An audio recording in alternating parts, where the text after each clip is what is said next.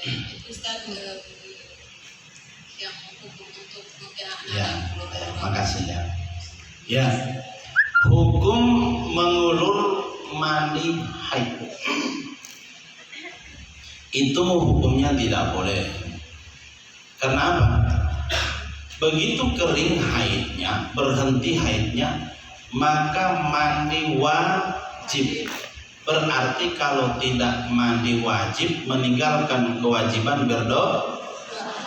Kenapa dikatakan mandi wajib? Karena disyaratkan mandinya itu untuk kewajiban. Misalnya sholat, wajib sholat tapi belum mandi wajib, maka haram sholat. Sudah haram dia tidak mandi, haram pula dia meninggalkan sholat. Karena sudah kering haidnya tapi tidak mau mandi haid dengan alasan supaya tidak sholat. Double haramnya, meninggalkan mandi wajib dan meninggalkan sholat.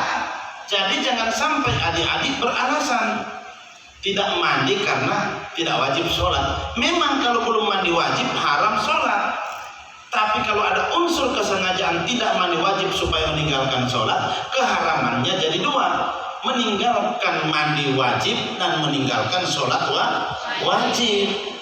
Dosanya jadi dua seperti itu. Maka jangan harap kalau belum mandi belum wajib sholat. Malah terbalik pemahamannya kayak gitu. Pemahamannya kalau tidak mandi haram, harus mandi karena kewajiban menanti, ya kan? Atau dalam kewajiban yang lain, misalnya malam ini kering haidnya, berhenti haidnya, maka dia tidak mandi supaya besok tidak puasa. Ini haram juga. Sudah meninggalkan mandi wajib, meninggalkan kewajiban puasa dengan sengaja, double dosanya. Maka orang beralasan tidak sholat, tidak melaksanakan sholat, tidak melaksanakan puasa karena dengan beralasan tidak mandi wajib, itu berdosa dan berdosa. Sekian.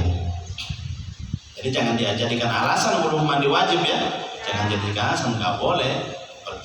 Justru itu diwajibkan mandi karena ada kewajiban yang menanti. Meninggalkan mandi wajib karena tidak mau melaksanakan kewajiban, maka jadi dua dosa.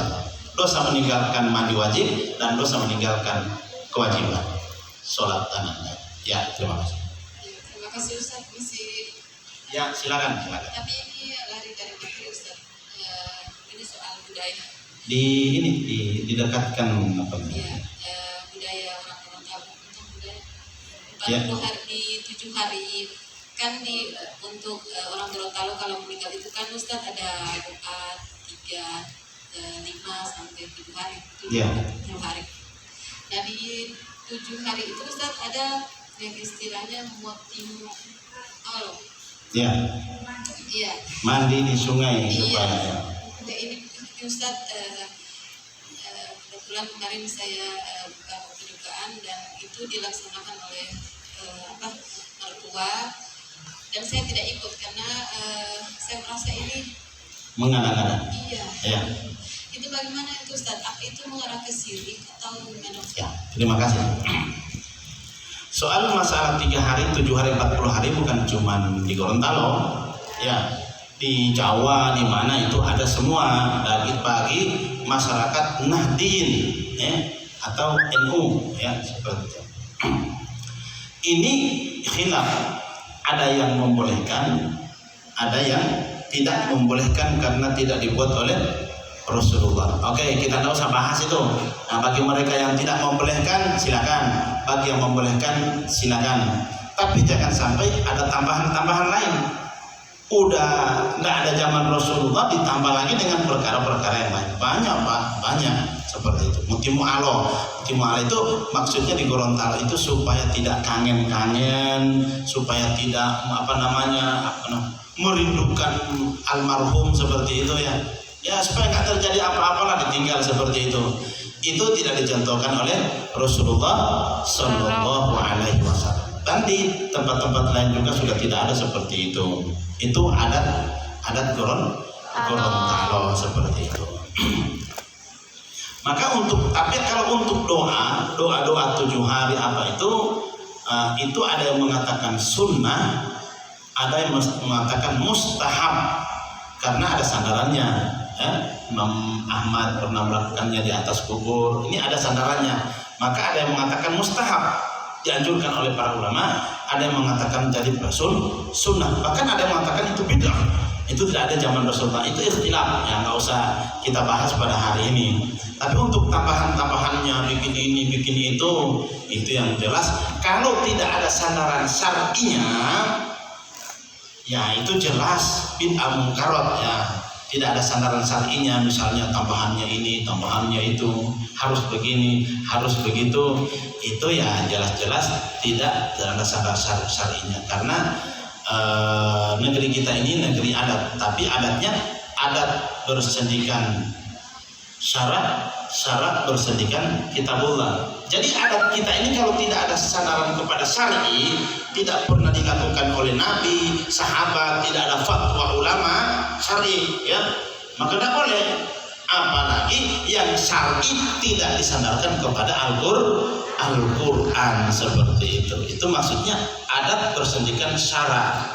Jangan semua adat bersendikan syarat. Ya, adat yang bersendikan syarat ini yang kita lakukan. Maksudnya adat yang ada syariatnya seperti itu. Salah ya?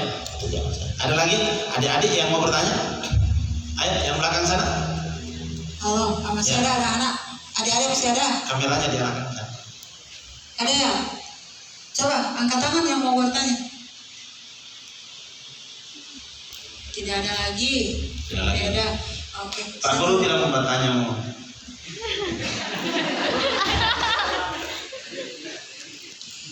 Boleh Ustaz satu lagi Ustaz? Iya silakan. Oke. Terima kasih Ustaz. Ini barangkali juga agak ini dari taharah tadi dengan puasa. Tapi ini yang lain Ustaz. Begini. Terus terang saya sudah tidak ada orang tua lagi. Ya. Terus kalau misalnya saya ziarah ke kubur, setelah berdoa, saya ngaji lagi, ngaji Yasin, ngaji yang mau saya tanyakan Ustaz, bagaimana itu? Apakah bisa atau tidak? Karena saya pernah mendengar ada yang bilang, pernah orang di rumah saya yang bilang, kenapa lagi mau pergi mengaji di atas kubur?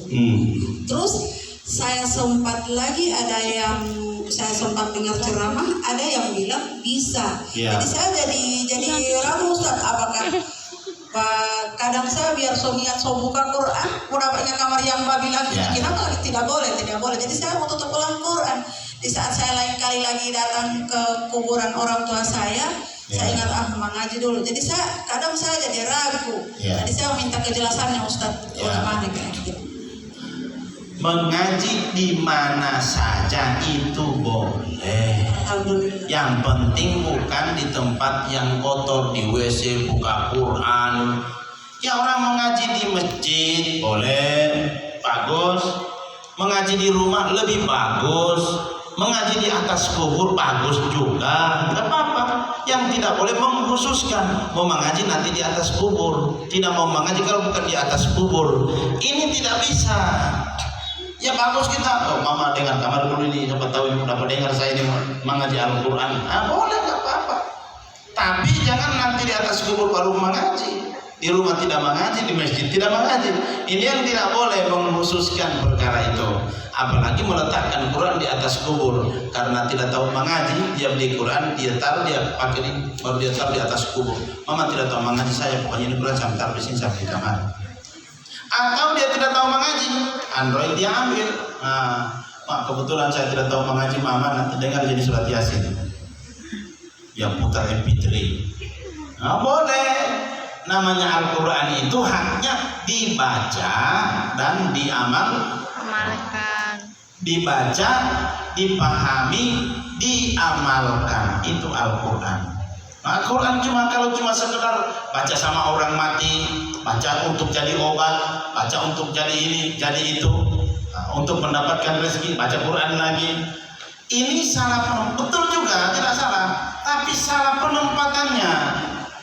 Al-Quran itu di mana saja dibaca, yang penting di tempat yang suci dan dipahami, kemudian diamalkan. Inilah maksud Al-Quran diturunkan.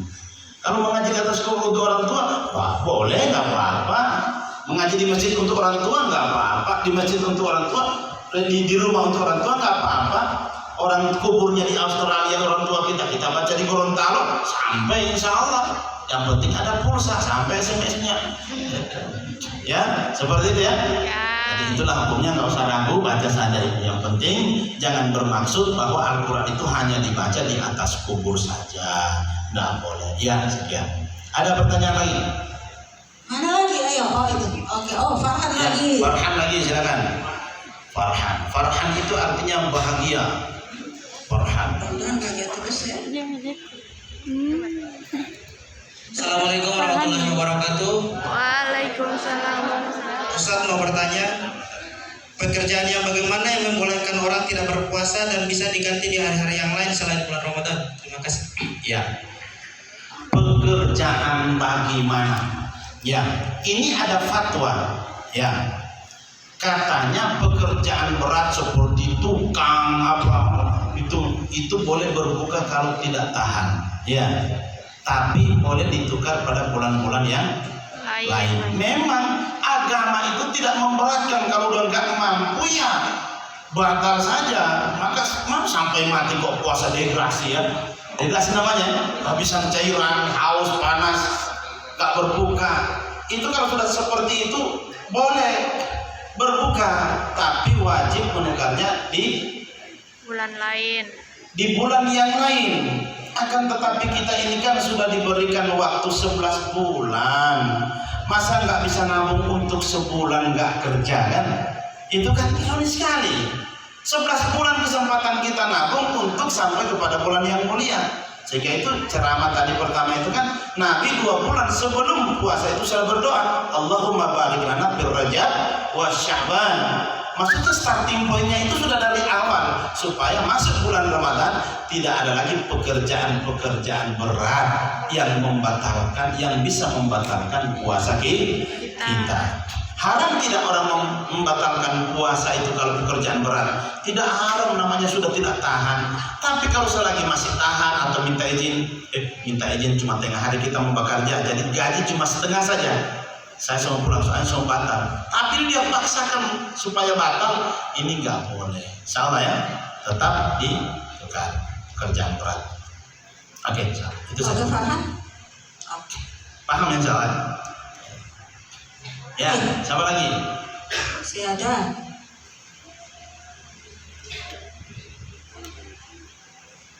Cewek-cewek mana bos senyum-senyum yang ada tidak bertanya.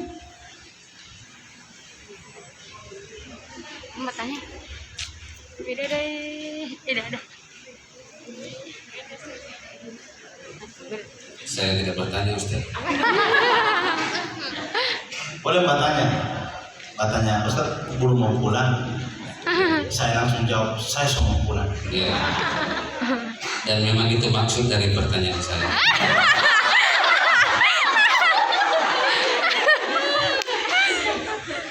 Ya, silakan. Ya. Jadi saya tidak bertanya, cuma mengingatkan bahwa waktu kita